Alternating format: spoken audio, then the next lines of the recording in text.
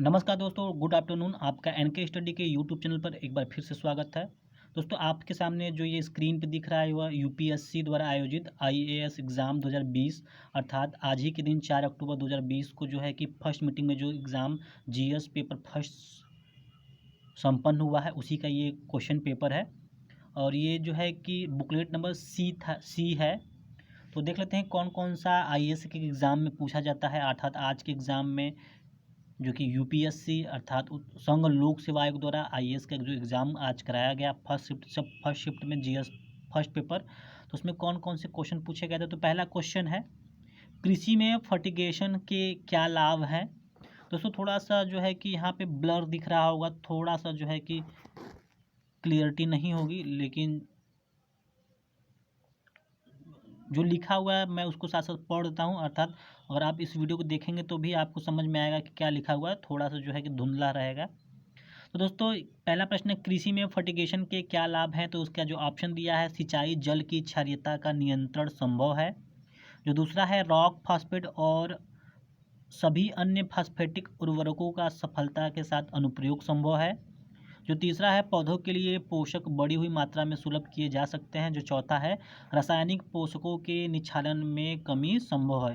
तो प्रश्न नंबर 1 के जो है कि 4 ऑप्शन है और उसमें कूट का प्रयोग करना है कि केवल 1 2 3 सही है, केवल 1 2 4 सही है, केवल 1 3 4 सही है, या फिर केवल 2 3 4 सही है। आते हैं प्रश्न नंबर 2 पे। तो प्रश्न नंबर 2 है, निम्नलिखित खनिजों पर विचार करना है। पहला में है बेटोनाइट, दूसरा है क्रोमाइट, तीसरा है काइनाइट, चौथा है सिलीमेनाइट। तो इसमें पूछा है कि भारत में उपयुक्त में से कौन सा से आधिकारिक रूप से नामित प्रमुख खनिज है।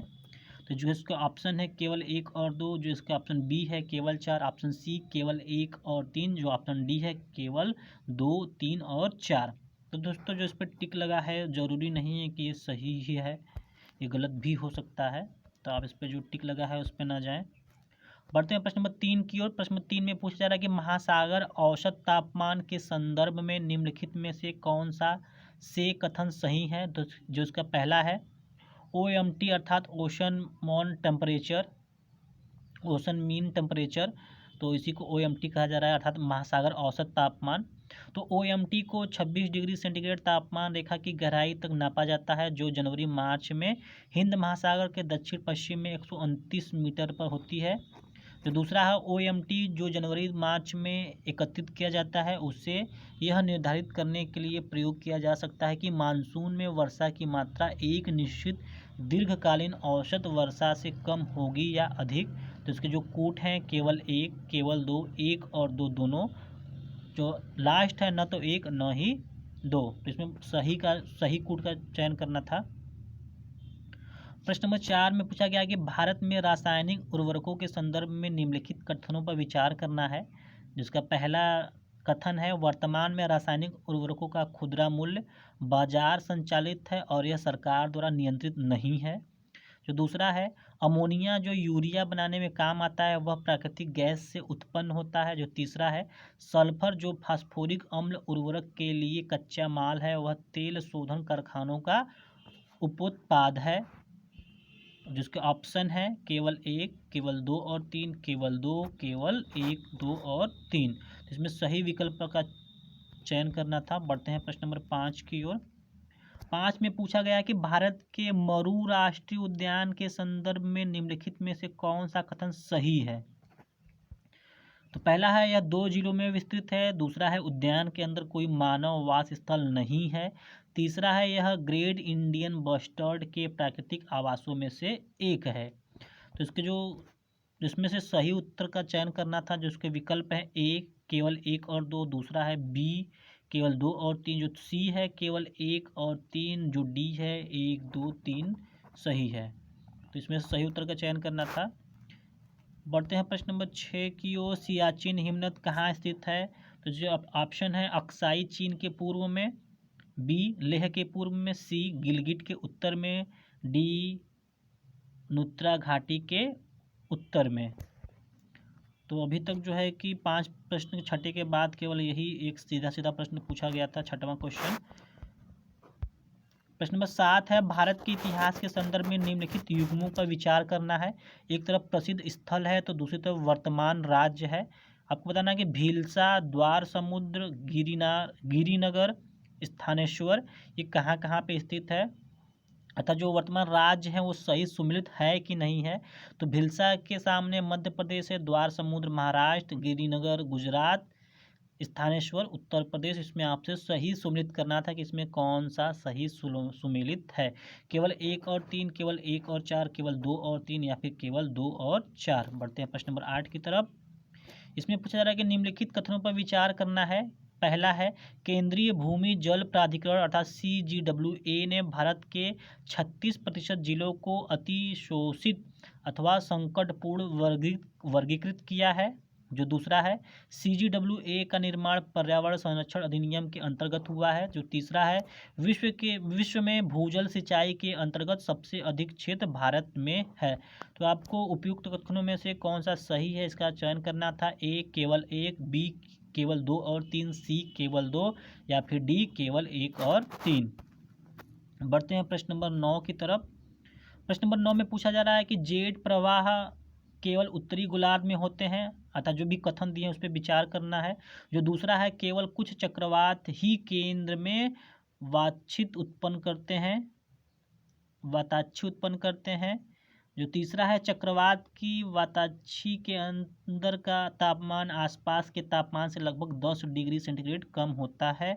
तो आपको बताना है उपयुक्त कथनों में से कौन सा से सही है। केवल 1, केवल 2 और 3, केवल 2, केवल 1 और 3। बढ़ते हैं प्रश्न नंबर 10 की ओर। 10 में पूछा जा रहा है कि निम्नलिखित बाघ आरक्षित क्षेत्रों में क्रांतिक बाघ आवास क्रिटिकल टाइगर हैबिटेट के अंतर्गत सबसे बड़ा क्षेत्र किसके पास है। कार्बेट, रणथंभौर, नागार्जुन सागर, श्रीशैलम या फिर सुंदरबन। तो प्रश्न नंबर 5 के बाद प्रश्न नंबर 10 जो है कि सीधा सीधा प्रश्न पूछा है। बढ़ते हैं प्रश्न नंबर 11 की ओर। ये भी सीधा सीधा प्रश्न पूछा है कि यदि किसी पौधे की विशिष्ट जाति को वन्य जीव सुरक्षा अधिनियम 1972 की अनुसूची 6 में रखा गया है तो इसका तात्पर्य क्या होगा। तो ए है, इस पौधों की खेती करने के लिए लाइसेंस की आवश्यकता है। बी, ऐसे पौधों की खेती किसी भी परिस्थिति में नहीं हो सकती। सी, यह एक आनुवंशिकतः रूपांतरित फसली पौधा है। डी, ऐसा पौधा आक्रामक होता है और पारितंत्र के लिए हानिकारक होता है। तो भी ये दोस्तों ये भी प्रश्न नंबर 11 सीधा सीधा पूछा गया था। प्रश्न नंबर 12 भी उसी टाइप का पूछा गया है कि प्राचीन भारत गुप्त राजवंश के समय के संदर्भ में नगर, घंटाशाला, कदूरा तथा चौल किस लिए विख्यात हैं। तो ए, विदेशी व्यापार करने वाले बंदरगाह थे। बी, शक्तिशाली राज्यों की राजधानियां थी। सी, उत्कृष्ट प्रस्तर कला तथा स्थापत्य से संबंधित स्थान है। या फिर डी, बौद्ध धर्म के महत्वपूर्ण तीर्थ स्थल है। तो प्रश्न 12 भी सीधा सीधा प्रश्न पूछा गया था लेकिन बहुत ही अंदर तक के प्रश्न पूछे गए हैं, अर्थात डीप अध्ययन जिन्होंने भी किया होगा इस प्रश्न का उत्तर वही दे सकता था। प्रश्न नंबर 13 है कि कृषि में शून्य जुताई कृषि में शून्य जुताई का के क्या लाभ हैं। दोस्तों यहाँ पे क्लियर नहीं है इसलिए पढ़ने में समझ में नहीं आ रहा क्या लिखा है। तो कृषि में शून्य जुताई के का या के क्या लाभ हैं। तो पहला है, पिछली फसल के अवशेषों को जलाए बिना गेहूं की बुआई संभव है। दूसरा, चावल की नई पौध की नर्सरी बनाए बिना धान के बीजों का नम मृदा में सीधे रोपण संभव है। तीसरा है, मृदा में कार्बन पृथक्करण संभव है। तो नीचे कूट का प्रयोग करना है, केवल 1 और 2 सही है या फिर 2 और 3 या फिर 3 या फिर केवल 1, 2 और 3 तीनों सही है। बढ़ते हैं 14वें प्रश्न की ओर। इसमें पूछा जा रहा है कि भारत की जैव ईंधन की राष्ट्रीय नीति के अनुसार जैव ईंधन के उत्पादन के लिए निम्नलिखित में से किनका उपयोग कच्चे माल के रूप में हो सकता है। एक, कसावा। दूसरा है क्षतिग्रस्त गेहूं के दाने। तीसरा है मूंगफली के बीज। चौथा है कुल्थी। पांचवा है सड़ा आलू। फिर छठा है चुकंदर। तो इसमें से कूट का प्रयोग करना है कि केवल 1, 2, 5, 6 सही है, केवल 1, 3, 4, 6 सही है, केवल 2, 3, 4, 5 सही है या फिर 1, 2, 3, 4, 5 और 6 सही है। बढ़ते हैं प्रश्न नंबर 15 की ओर। पूछ रहा है कि कौन सा कथन कार्बन के सामाजिक मूल्य पद का सर्वोत्तम रूप से वर्णन करता है।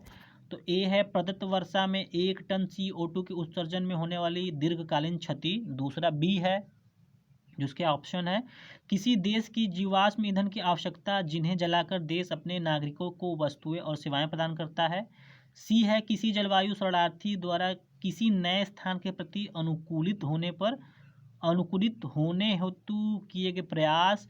जो डी है पृथ्वी ग्रह पर किसी व्यक्ति विशेष द्वारा अंशदत्त कार्बन पद चिन्ह। तो इसमें से आपको सही उत्तर का चयन करना था 15 का ए बी सी अथवा डी। बढ़ते हैं 16वें प्रश्न की ओर। भारत में दालों के उत्पादन के संदर्भ में निम्नलिखित कथनों पर विचार करना है।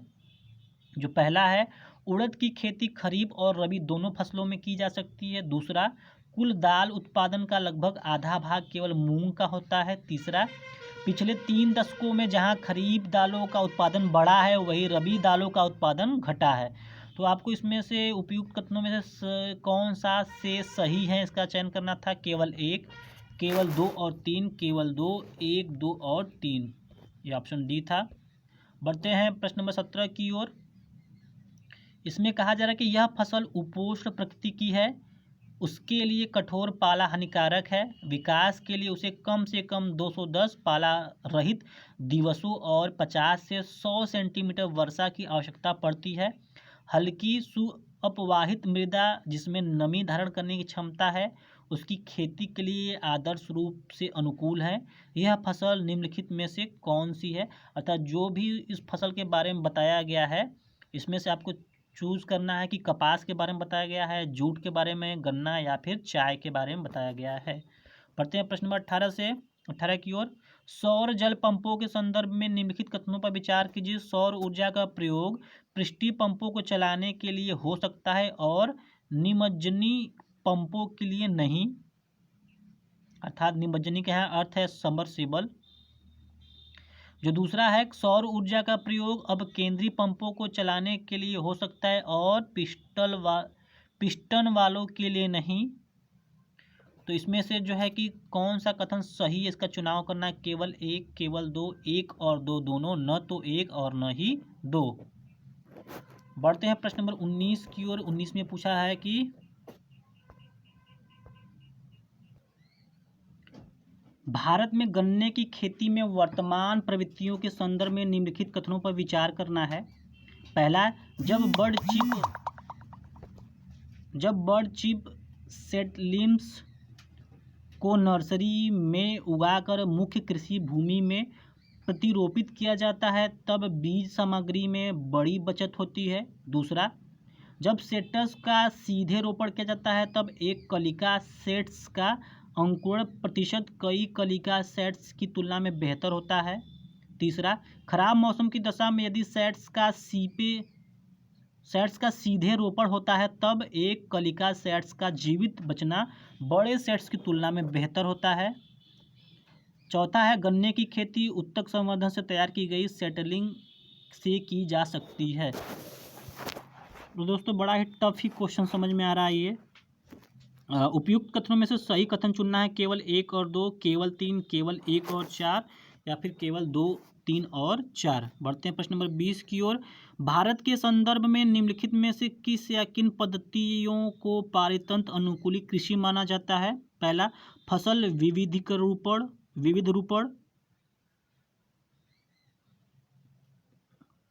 जो दूसरा है शिवाधिक्य। तीसरा है टेंसियोमीटर का प्रयोग। चौथा है ऊर्ध्वाधर कृषि अर्थात वर्टिकल फार्मिंग। तो नीचे जो है कूट का प्रयोग करना है। 1, 2, 3 सही है या फिर 3 सही है या फिर केवल 4 सही या फिर चारों सही है। बढ़ते हैं प्रश्न नंबर 21 की ओर।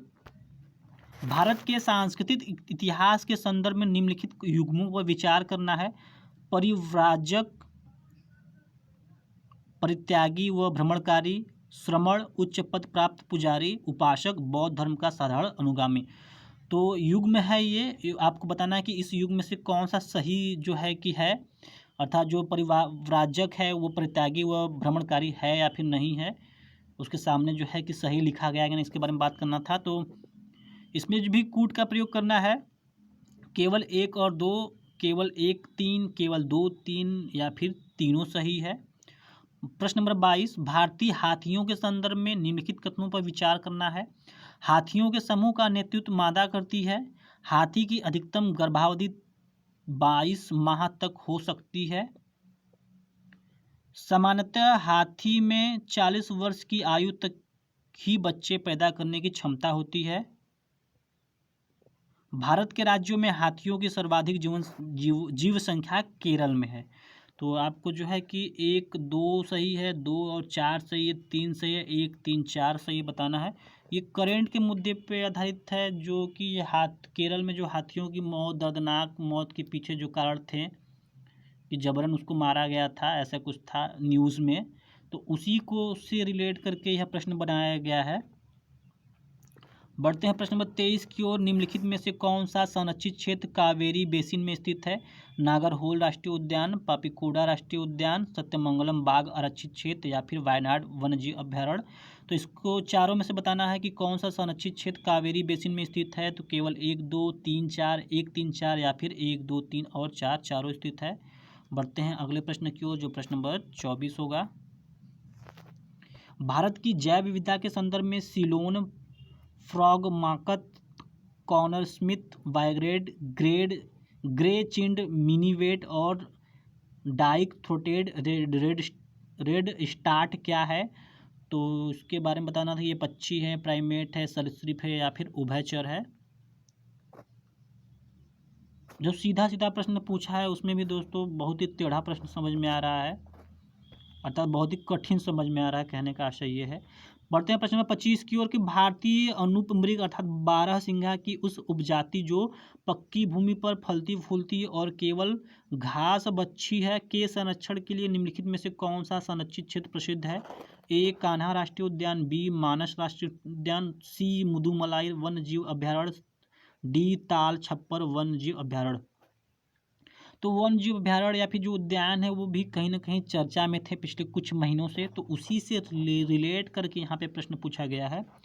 जो 26वां प्रश्न है, इस्पात स्लैब निम्नलिखित में से किसके लिए सामग्री हो सकता है? 1 आधार सड़क के निर्माण के लिए, दूसरा जो है कृषि मृदा के सुधार के लिए, तीसरा जो है सीमेंट के उत्पादन के लिए।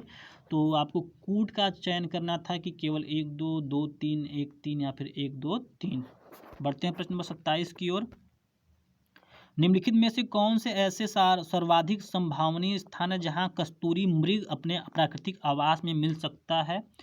तो जो एक है अस्कोट वन्यजीव अभ्यारण्य, दूसरा है गंगोत्री राष्ट्रीय उद्यान, तीसरा है किशनपुर वन्यजीव अभ्यारण्य, चौथा है मानस राष्ट्रीय उद्यान।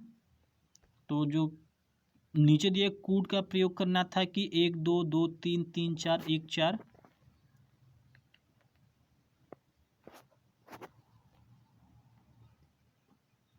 तो दोस्तों पर्यावरण से संबंधित जो है कि तमाम क्वेश्चन देखने को मिल रहे हैं।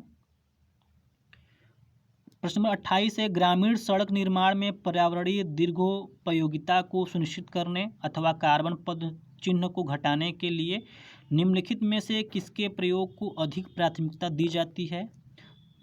ताम्र स्लैग, शीत मिश्रित एस्फाल्ट प्रौद्योगिकी, जियो टेक्सटाइल्स, उष्ण मिश्रित एस्फाल्ट प्रौद्योगिकी या फिर पोर्टलैंड सीमेंट। तो इन पांचों में से आपको सही विकल्प को चुनना था कि केवल 1 2 और 3, या बी 2 3 और 4, सी 4 और 5, डी 1 और 5। बढ़ते हैं प्रश्न नंबर 29 की तरफ। इसमें पूछा जा रहा है कि निम्नलिखित कथनों पर विचार करना है। पहला, कोयले की राख में आर्सेनिक, सीरा और पारद अंतर्विष्ट होते हैं। दूसरा, कोयला संचालित विद्युत संयंत्र पर्यावरण में सल्फर डाइऑक्साइड और नाइट्रोजन के ऑक्साइड उत्सर्जित करते हैं। जो तीसरा है, भारतीय कोयले में राख की अधिक मात्रा पाई जाती है। तो इसमें से आपको बताना है कौन सा विकल्प सही है। केवल 1, केवल 2 और 3, केवल 3, 1 2 और 3। जो प्रश्न नंबर 30 है, खेती में बायोचार का क्या उपयोग है? तो जो पहला है, बायोचार ऊर्ध्वाधर खेती अर्थात वर्टिकल फार्मिंग में वृद्धि कर माध्यम के अंश के रूप में प्रयुक्त किया जा सकता है। दूसरा है जब बायोचार वृद्धिकर माध्यम के अंश के रूप में प्रयुक्त किया जाता है तो वह नाइट्रोजन यौगिकीकारी सूक्ष्मजीवों की वृद्धि को बढ़ावा देता है। जो तीसरा है जब बायोचार वृद्धिकर माध्यम के अंश के रूप में प्रयुक्त किया जाता है तब वह उस वृद्धिकर माध्यम की जलधारण क्षमता को अधिक लंबे समय तक बनाए रखने में सहायक होता है। तो इसको जो है कि कूट के माध्यम से चुनना था कि 1 2 या फिर 2 1 3 या फिर 1 2 3। बढ़ते हैं प्रश्न नंबर 31 की ओर। भारत में निम्नलिखित में से किन्हें कृषि में सार्वजनिक निवेश माना जा सकता है? तो पहला है सभी फसलों के कृषि उत्पाद के लिए न्यूनतम समर्थन मूल्य निर्धारित करना। दूसरा है प्राथमिक कृषि साख समितियों का कंप्यूटरीकरण। तीसरा है सामाजिक पूंजी विकास। चौथा है कृषकों को निःशुल्क बिजली की आपूर्ति। पांचवा है बैंकिंग प्रणाली द्वारा कृषि ऋण की माफी। छठा है सरकारों द्वारा शीतागार सुविधाओं को स्थापित करना। तो कूट के माध्यम से भी इसको चुनना था कि केवल 1 2 और 5, केवल 1 3 4 और 5, केवल 2 3 6 या फिर 1 2 3 4 5 और 6 सभी सकते हैं। प्रश्न नंबर 32 भारत के फर्म के ब्याज व्याप्ति अनुपात पद का क्या महत्व है? तो पहला है यह उस फर्म जिसे बैंक ऋण देने जा रहा है के वर्तमान जोखिम को समझने में मदद करता है। दूसरा यह उस फर्म जिसे बैंक ऋण देने जा रहा है के आने वाले जोखिम के मूल्यांकन में मदद करता है। तीसरा है उधार लेने वाली फर्म का ब्याज व्याप्ति अनुपात जितना अधिक होगा उसकी ऋण समाशोधन क्षमता उतनी ही खराब होगी। तो नीचे दिए गए कूट का प्रयोग कर सही उत्तर चुनना है। केवल 1 और 2, केवल 2, केवल 1 और 3 या फिर डी में पूछा जा रहा है कि 1 2 3। प्रश्न नंबर 33 हाल के बीते दिनों में निम्नलिखित में से कौन से कारक या कौन सी नीतियां भारत में के मूल्य को प्रभावित कर रही है? भारत में चावल के मूल्य को प्रभावित कर रही है। तो पहला है न्यूनतम समर्थन मूल्य। दूसरा सरकार द्वारा व्यापार करना। तीसरा सरकार द्वारा भंडारण करना। चौथा है उपभोक्ता सहायकियाँ अर्थात सब्सिडीज। तो इसमें भी कूट का प्रयोग करना था। बढ़ते हैं प्रश्न नंबर 34 की तरफ। निम्नलिखित कथनों पर विचार करना है। पहला कथन है पिछले दशक में भारत श्रीलंका व्यापार के मूल्यों में सतत वृद्धि हुई है। दूसरा भारत और बांग्लादेश के बीच होने वाले व्यापार में कपड़े और कपड़े से बनी बीजों का व्यापार प्रमुख है। तीसरा पिछले 5 वर्षों में दक्षिण एशिया में भारत के व्यापार का सबसे बड़ा भागीदार नेपाल रहा है। तो इसमें कूट का प्रयोग करना था केवल 1 और 2, केवल 2, केवल 3 या फिर 1 2 और 3। बढ़ते हैं प्रश्न नंबर 35 की ओर।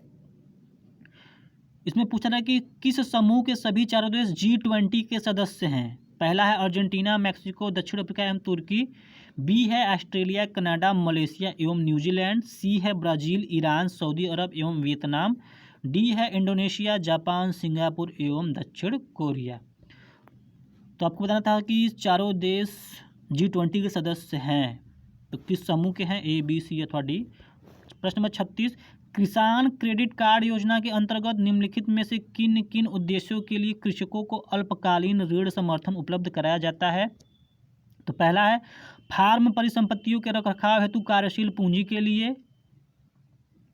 जो दूसरा है कंबाइन कटाई मशीनों, ट्रैक्टरों एवं मिनी ट्रकों के क्रय के लिए। तीसरा है फार्म परिवारों की उपभोग आवश्यकताओं के लिए।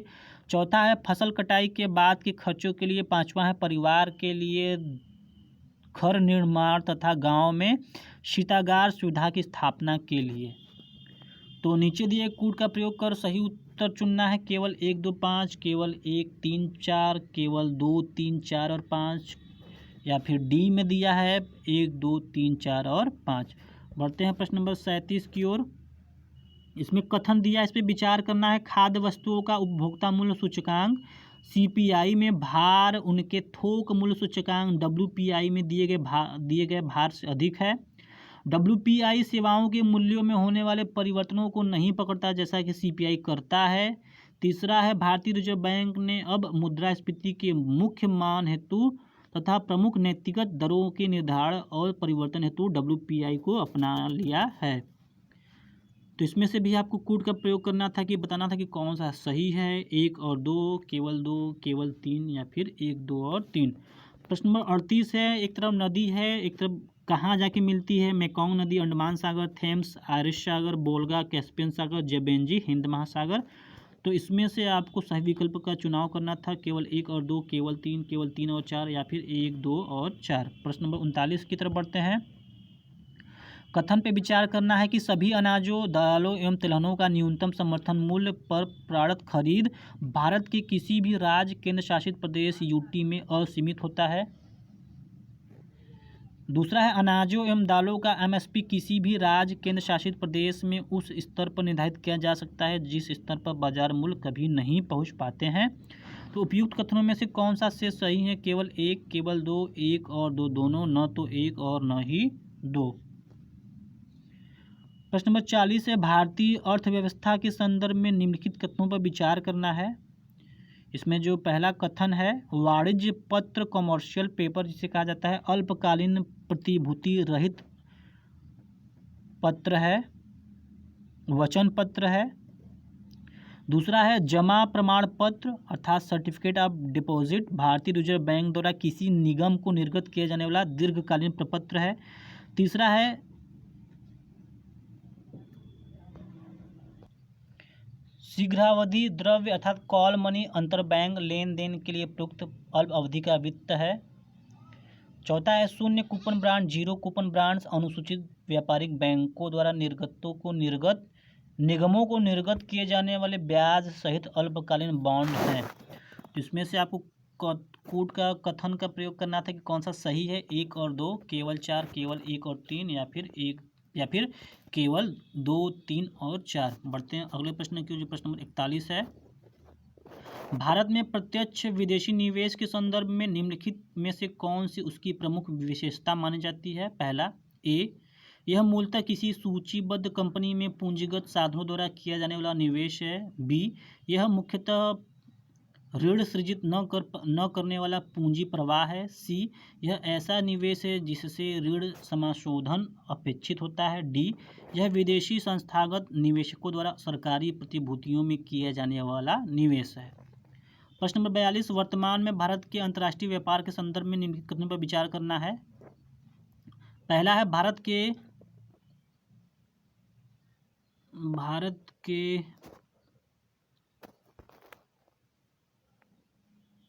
उर्वरकों और मशीनों के आयात में हाल के वर्षों में कमी आई है। तीसरा है, भारत की सेवाओं का निर्यात सेवाओं के आयात से अधिक है। चौथा है, भारत को कुल मिलाकर व्यापार चालू खाते का घाटा हो रहा है। तो इसमें कूट का प्रयोग करना था, 1 और 2, 2 और 4, केवल 3, केवल 1, 3 और 4। प्रश्न नंबर 43 है, कभी कभी समाचारों में पाया जाने वाला पद वेस्ट टेक्सास इंटरमीडिएट निम्नलिखित में से किस एक पदार्थ की श्रेणी में संबंधित है? तो कच्चे तेल, बहुमूल्य धातु, दुर्लभ मृदा तत्वों की, या फिर यूरेनियम की। तो दोस्तों वेस्ट टेक्सास इंटरमीडिएट शायद कच्चे तेल से संबंधित है। ये जो लगा है टिक दुर्लभ मृदा तत्वों की, सब गलत होना चाहिए यहाँ पे। बढ़ते हैं प्रश्न नंबर 44 की ओर। भारतीय अर्थव्यवस्था के संदर्भ में निम्नलिखित में से कौन सा से गैर वित्तीय ऋण में सम्मिलित है? परिवारों का बकाया, गृह ऋण, क्रेडिट कार्डों का बकाया राशि, राजकोष बिल। इसमें से बताना है कि कौन सा सही है, केवल 1, केवल 1 और 2, केवल 3, या फिर केवल 1, 2 और 3। 45 प्रश्न पूछा गया है कि कुछ परमाणु रिएक्टर IAEA सुरक्षा उपायों के अधीन रखे जाते हैं जबकि अन्य इस सुरक्षा के अधीन नहीं रखे जाते हैं। तो इसमें से बताना है कि कौन नहीं रखे जाते हैं। कुछ यूरेनियम का प्रयोग करते हैं और अन्य थोरियम का। बी, कुछ आयातित यूरेनियम का प्रयोग करते हैं और अन्य घरेलू आपूर्ति का। सी है, कुछ विदेशी उद्यमों द्वारा संचालित होते हैं और अन्य घरेलू उद्यमों द्वारा। डी है, कुछ सरकारी स्वामित्व वाले होते हैं और अन्य निजी स्वामित्व वाले होते हैं। बढ़ते हैं अगले प्रश्न की ओर। 46, ट्रिम्स अर्थात व्यापार संबंधित निवेश उपायों के संदर्भ में कौन सा कथन सही है? विदेशी निवेशकों द्वारा किए जाने वाले अनाज पर परिमाणात्मक निर्बंधन निषिद्ध होते हैं। दूसरा, ये वस्तु एवं सेवाओं दोनों के व्यापार से संबंधित निवेश उपायों पर लागू होते हैं। तीसरा, ये विदेशी निवेश के नियमन से संबंधित नहीं है। तो आपको जो है कि सही कूट का चयन करना था, केवल 1 और 2, केवल 2, केवल 1 और 3, 1, 2 और 3। प्रश्न नंबर 47 है, यदि आरबीआई प्रसारवादी मौद्रिक नीति का अनुसरण करने का निर्णय लेता है तो यह निम्नलिखित में से क्या नहीं करेगा। पहला, वैधानिक तरलता अनुपात को घटाकर इसे अनुकूलित करना। दूसरा, सीमांत स्थायी सुविधा दर को बढ़ाना। तीसरा, बैंक दर को घटाना था रेपो दर को भी घटाना। तो सही कूट का प्रयोग करना था केवल 1 2, केवल 2, केवल 1 3 या फिर 1 2 3। प्रश्न नंबर 48, 1991 के आर्थिक उदारीकरण के बाद की भारतीय अर्थव्यवस्था के संबंध में निम्नलिखित कथनों पर विचार करना। पहला है, शहरी क्षेत्रों में श्रमिक की उत्पादकता 2004-2005 की कीमतों पर प्रति श्रमिक में वृद्धि हुई, जबकि ग्रामीण क्षेत्रों में इसकी कमी हुई है प्रति रुपये में। दूसरा है, कार्यबल में ग्रामीण क्षेत्रों की प्रतिशत हिस्सेदारी में सतत वृद्धि हुई। तीसरा, ग्रामीण क्षेत्रों में गैर कृषि अर्थव्यवस्था में वृद्धि हुई है। चौथा है, ग्रामीण रोजगार की वृद्धि दर में कमी आई है। तो उपयुक्त कथनों में से कौन सा सही है। केवल 1 2, केवल 3 4, केवल 3, केवल 1 2 और 4। प्रश्न नंबर 49, कथन पे विचार करना था कि कृषि क्षेत्र को अल्पकालीन साख प्रदान करने के संदर्भ में जिला केंद्रीय सहकारी बैंक अनुसूचित वाणिज्य बैंकों पर क्षेत्रीय ग्रामीण बैंकों की तुलना में अधिक ऋण देते हैं। डीसीसीबी का सबसे प्रमुख अर्थात केंद्रीय सहकारी बैंक का सबसे प्रमुख कार्य प्राथमिक कृषि साख समितियों को निधि उपलब्ध कराना है। तो कौन सा सही है। केवल 1, केवल 2, 1 और 2 दोनों, न तो 1 न ही 2। तो दोस्तों आज का जो अंतिम प्रश्न है, भारत में किसी व्यक्ति के साइबर बीमा करने पर निधि की हानि की भरपाई एवं अन्य लाभों के अतिरिक्त सामान्यतः निम्नलिखित में से कौन सा लाभ दिए जाते हैं। जो पहला है, यदि कोई मैलवेयर कंप्यूटर तक उसकी पहुंच बाधित कर देता है तो कंप्यूटर प्रणाली को पुनः प्रचालित करने में लगने वाली लागत।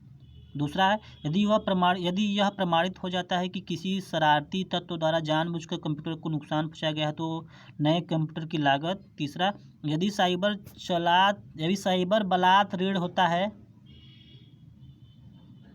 तो इस हानि को न्यूनतम करने के लिए विशेषज्ञ परामर्शदाता की सेवाएं लेने पर लगने वाली लागत। चौथा है, यदि कोई तीसरा पक्ष मुकदमा दायर करता है तो न्यायालय में बचाव करने में लगने वाली लागत। नीचे दिए कूट का प्रयोग कर सही उत्तर बताना है। केवल 1 2 4, केवल 1 3 और 4, केवल 2 और 3 या फिर 1 2 3 और 4।